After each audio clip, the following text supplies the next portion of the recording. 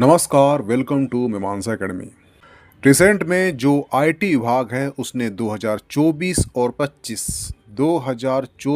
25 के रिटर्न पर आधारित एक आंकड़े जारी किए और ये आंकड़े बताते हैं कि भारत में जो गरीबी है और अमीरी के बीच में जो खाई है इसकी वृद्धि हो रही है और इस खाई की वृद्धि के कारण ही भारत में असंतोष में वृद्धि होगी। यानी भारत में गरीबी अमीरी की खाई में वृद्धि होने के साथ ही जो भारत में असंतोष भी बढ़ सकता है। ये आंकड़े बताते हैं कि एक साल में 10 करोड़ सालाना कमाने वाले 73% बढ़े, 5 से 10 करोड़ वाले 66.96 बढ़े, 1 से 5 करोड़ आय वाले 47.56% बढ़े, 50 लाख से 1 करोड़ आय वाले 31.92% बढ़े और 10 से 50 लाख आय वर्ग वाले 17.23% बढ़े।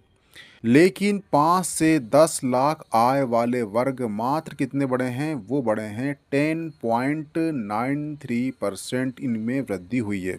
यानी जो लोग पहले से ही उच्च आय वर्ग में हैं उस वर्ग में आय बढ़ने के मौके सर्वाधिक हैं। वह क्लियर?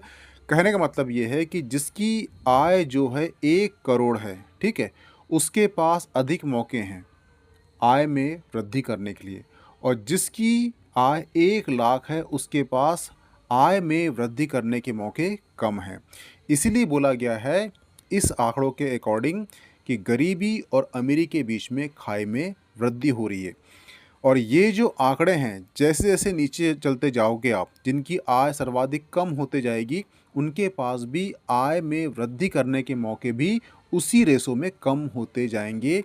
ये आंकड़े बताते हैं। कौन से?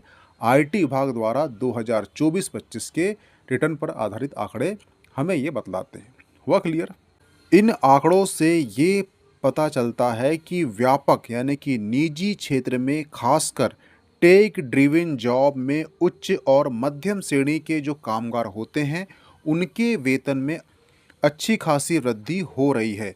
लेकिन औद्योगिक उपक्रम या फिर वाणिज्य प्रतिष्ठान जहां पर पारंपरिक सेवाओं में नियोजित होते हैं वहां पर जो आय है उसमें वृद्धि के अवसर काफ़ी कम दिखाई दे रहे हैं।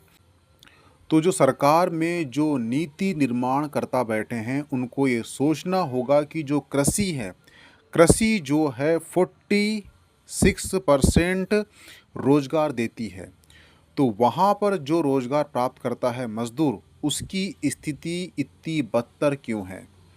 क्योंकि जिसकी आय 1 करोड़ है उसके पास सर्वाधिक मौके हैं आय वृद्धि करने के लिए, और जिसकी आय 1 लाख है उसके पास उसी रेशो से कम हो जाते हैं मौके आय में वृद्धि करने के लिए।